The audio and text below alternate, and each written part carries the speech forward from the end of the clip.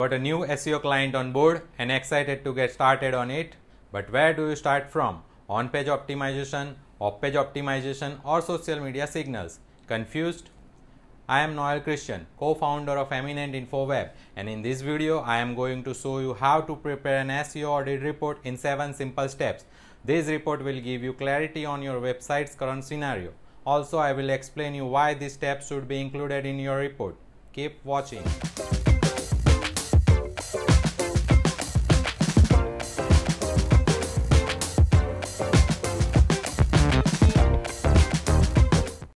Let's begin with the first and very important step, domain analysis. Older the domain is, higher the value it carries in search engine. So it is very important to analyze the domain information like domain age, number of years for which domain has been renewed. Apart from the domain, it is also important to look at hosting of your website. I recommend you to get hosting at the same location where your targeted audience are, as this will help search engine understand your geographical targeted market. So don't forget to analyze server detail like server location, type of server and IP address. That's all in the first step. Moving towards second step, that is technical analysis. In this second step, we are going to analyze 3 important points, that are canonicalization, server header and custom 404 pages. Now let's go with these points in detail. The first is the canonicalization. Now what is canonicalization? Canonicalization arises when the same content on a website is accessible by more than one URL. In essence, it is duplicate content issue and most often caused by the web server software. Canonicalization issue can split link juice between pages. If people link to variant of the URL, not only does this affect ranking, but it can also affect crawler depth. So if it takes place in your website, then I would recommend to do a 301 redirection, or you can integrate canonical meta tag to get this fixed. Moving towards second point, that is server header. A server header response is status code defined by the HTTP protocol. This code provides search engine with information about page status and how page should be treated by the search engine boards. Let's understand important status code. 200 OK indicates that search engine could successfully access the URL. 404 indicates page is no longer available. 301 indicates page is permanent redirect, and 302 indicates the page is temporary redirect. And the last point is custom 404 pages. A 404 error page is generated when visitor click on a broken link or reach to a page that has been deleted or mistype a URL.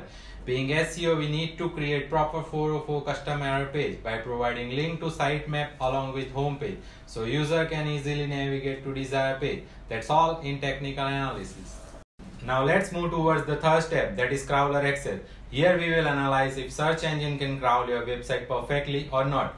In this step, we will check broken links, dynamic URL, session IDs, JavaScript, Flash, iframes and code blur. So let us understand each of the points in detail, starting with broken links. Broken links can adversely affect your website's effectiveness.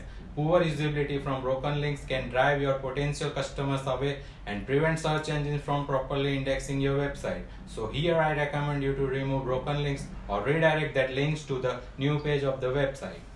Dynamic URLs. Spider prefers static URLs, though you will see many dynamic pages on top positions. Long dynamic URLs over 100 characters are really bad, so make it clean and simple throughout the website. Session IDs.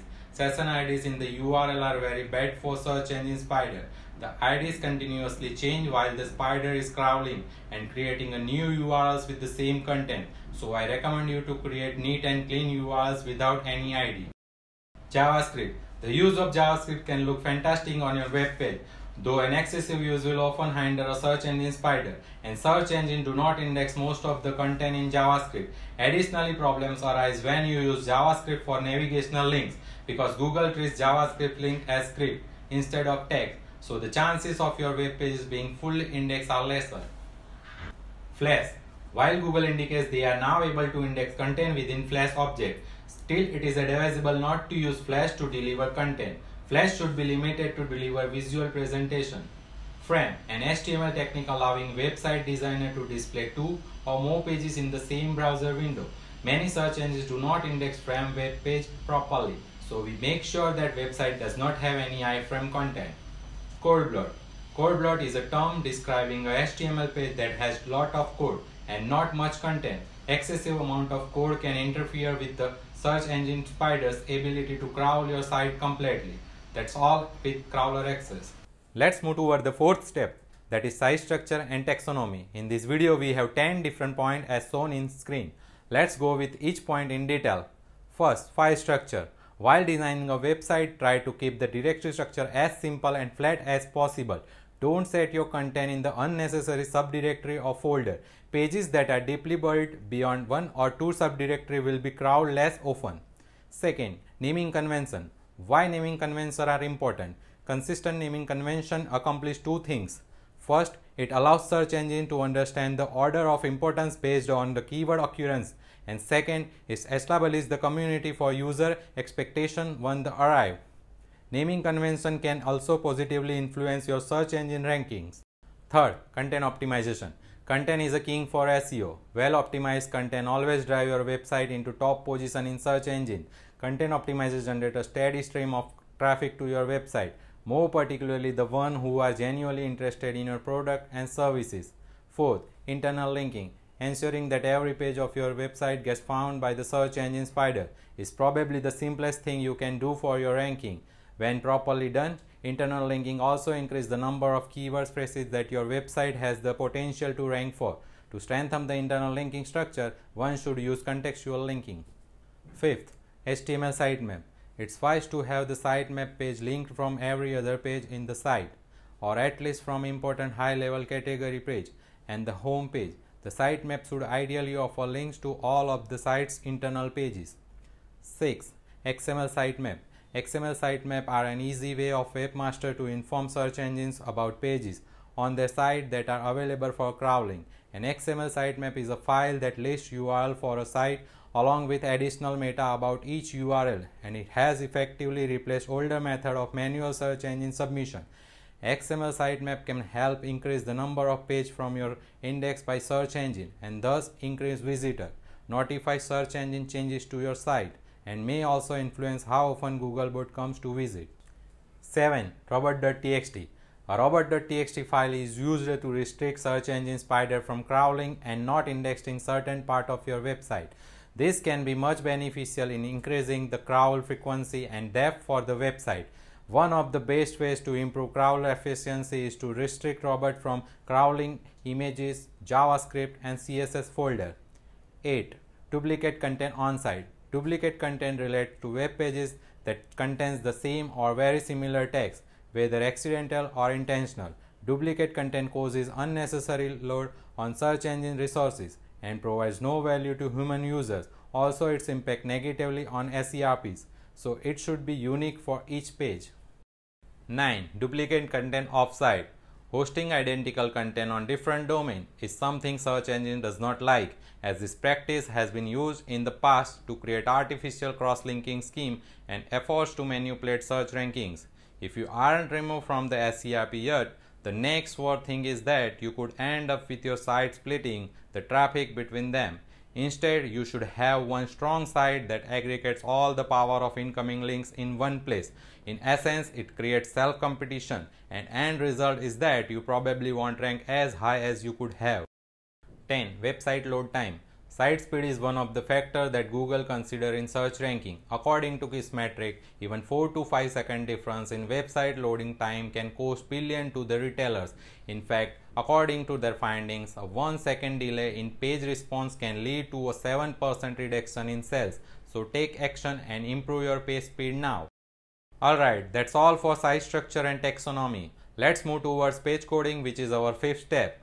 In this step, we are going to consider 4 factors that are HTML validation, CSS validation, external CSS and external JavaScript. Let's understand each of them in detail. Why HTML validation is analyzed.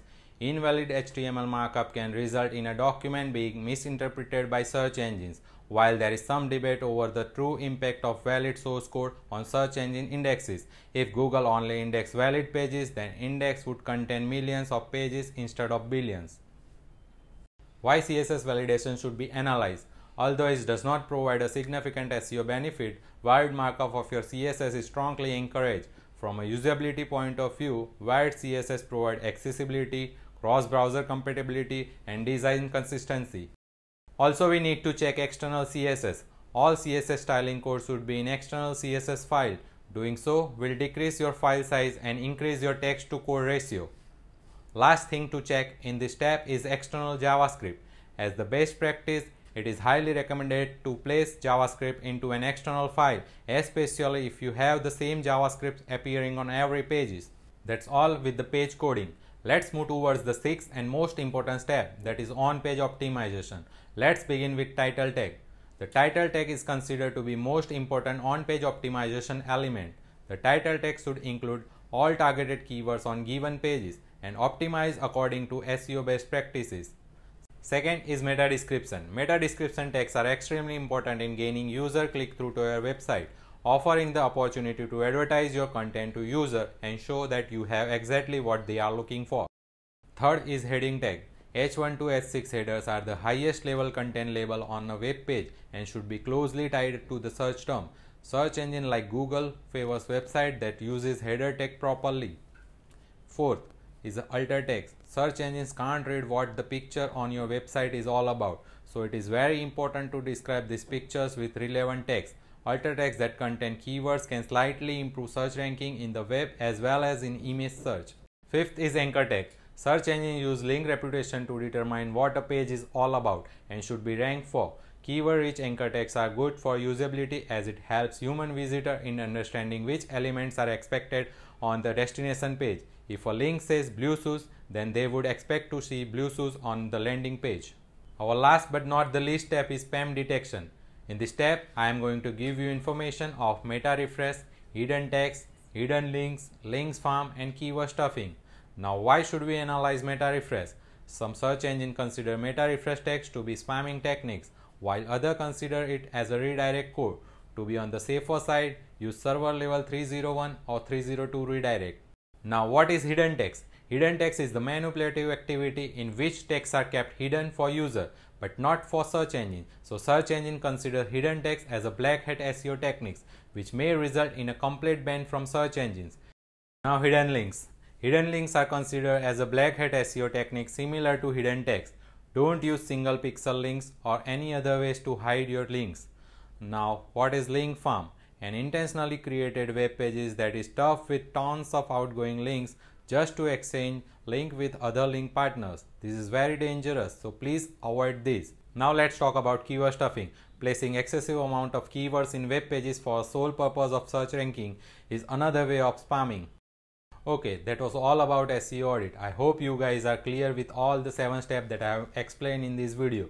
Still, if you have any question, please don't hesitate to write in comments below. Also, if you like this video, please don't forget to subscribe our channel.